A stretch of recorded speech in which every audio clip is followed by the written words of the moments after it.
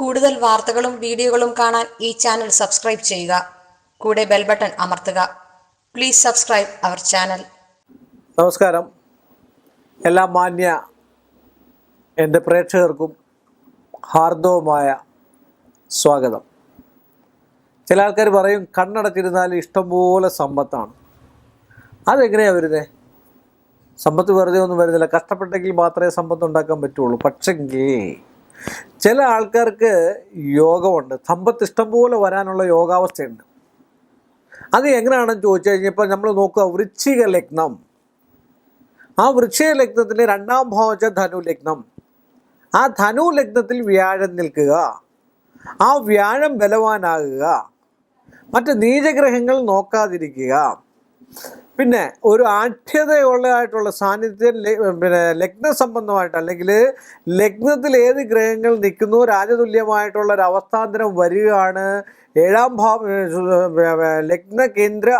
ലഗ്നത്തിൻ്റെ കേന്ദ്രത്തിൽ ചന്ദ്രനൂടെ വന്നു കഴിഞ്ഞാൽ വ്യാഴവും ചന്ദ്രനും ഒക്കെ യോഗം ചെയ്തു കഴിഞ്ഞാൽ കണ്ണടച്ച് തുറക്കുന്നതിന് മുമ്പ് പണക്കാരനും ആകും, ധനവാനും ആകും. മറ്റുള്ളവരുടെ എന്തെങ്കിലും ഒരു പ്രശ്നം, ഇപ്പം നമ്മളിപ്പോൾ ഒരു നല്ലൊരു കടയിൽ നിൽക്കുകയെന്ന് വിചാരിക്കുക, അവർക്ക് മറ്റു രീതിയിലുള്ള ബാധ്യതകളോ മറ്റു കാര്യമൊന്നുമില്ല. ഇദ്ദേഹം പൊടുന്നതിനെ മരിച്ചു പോവുകയാണെങ്കിൽ എല്ലാ വിശ്വസിച്ച് ജയിപ്പിക്കുന്ന ആൾക്കാർക്ക് മൊത്തം കൊടുത്തിട്ട് പോകാം. ലോട്ടറി അടിക്കുന്ന പോലെ കാശ് കിട്ടുക.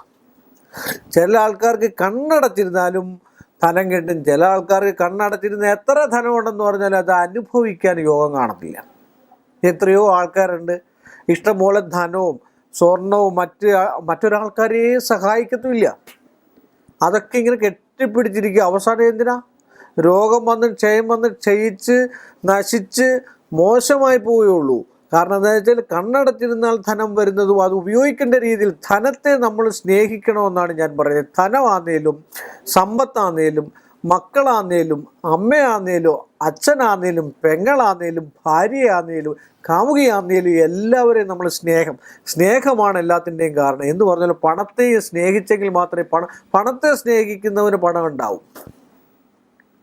ആ പണം ഉണ്ടാകുക കണ്ണടച്ചിരുന്ന് കഴിഞ്ഞാൽ 100%. ഞാൻ ഇങ്ങനെയുള്ള ഗ്രഹത്തിലുള്ള ആൾക്കാർ അതുപോലെ വ്യാഴവും ചന്ദ്രനും കൂടെ നിൽക്കുക, ധനവശ്യം ചെയ്യുക, ധനത്തെ ആഗ്രഹിക്കുന്ന നമ്മുടെ കനകാരസ്ഥവും അംഗം ഹരേ പുളകഭൂഷണമാശ്രയന്തീം ശൃംഗാംഗനേവ മുകുളാഭരണം തമാലം അംഗീകൃതാകില വിഭൂതര മാംഗല്യ മംഗല്യദാസ്തു മമ മംഗളദേവതായ.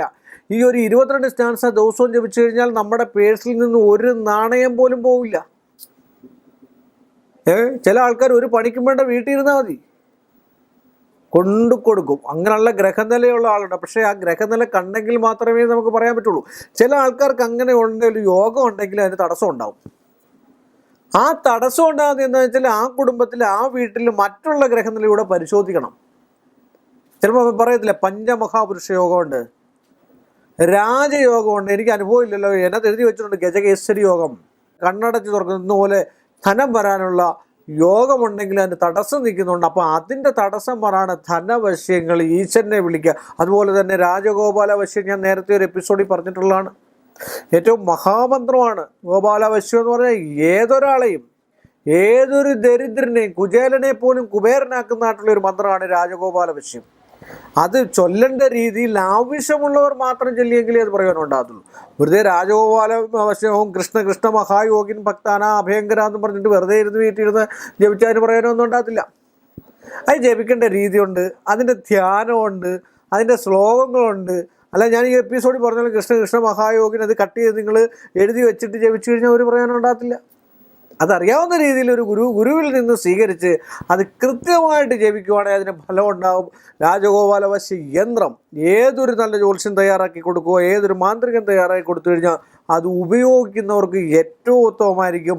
ധനവാനാക്കും, സംശയമില്ല. ധനവാച്ച കോടീശ്വരനൊന്നുമല്ല, അവൻ്റെ അന്നത്തിനുള്ള പണം അല്ലെ ധനം, അന്നം മുട്ടാതെ ജീവിതകാലം മൊത്തം ജീവിക്കാനുള്ളൊരു മാർഗം ഭഗവാൻ ഉണ്ടാക്കി കൊടുക്കും. അത് സത്യസന്ധമാണ്.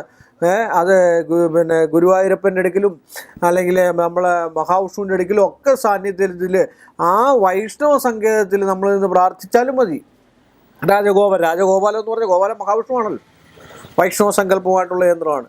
അപ്പോൾ ഇതൊക്കെ ചെയ്ത് കണ്ടു കഴിഞ്ഞാൽ ഫലം ഉണ്ടാവും. അല്ലെങ്കിൽ കണ്ണടച്ച് തുറക്കുന്നതിന് മുമ്പ് കണ്ണടച്ചിരിക്കുന്നവർക്ക് പോലും ധനം ഇഷ്ടം പോലെ ഉണ്ടാകുന്നു എന്ന് പറയും, ഒരു ജോലിയും ചെയ്യാതെ. അത് ചില ആൾക്കാരുടെ ഗ്രഹനിലയിലെ യോഗമാണ്. അത് കണ്ട് നമ്മൾ അസൂയപ്പെട്ടിട്ട് ഒരു കാര്യമില്ല. അതുകൊണ്ട് ഇങ്ങനെയൊക്കെയുള്ള മന്ത്രങ്ങളും കാര്യങ്ങളും ഉപാസനകളും ഒക്കെ ചെയ്ത് കണ്ടു കഴിഞ്ഞാൽ നമുക്കും കുറേയൊക്കെ മാറ്റങ്ങൾ ഉണ്ടാക്കിയെടുക്കാൻ പറ്റുമെന്ന് പറഞ്ഞുകൊണ്ട് ഈ എപ്പിസോഡ് ഞാനിവിടെ അവസാനിപ്പിക്കുന്നു. എല്ലാ മാന്യ പ്രേക്ഷകർക്കും എൻ്റെ വിനീതമായ നമസ്കാരം. കൂടുതൽ വാർത്തകളും വീഡിയോകളും കാണാൻ ഈ ചാനൽ സബ്സ്ക്രൈബ് ചെയ്യുക. കൂടെ ബെൽ ബട്ടൺ അമർത്തുക. Please subscribe our channel.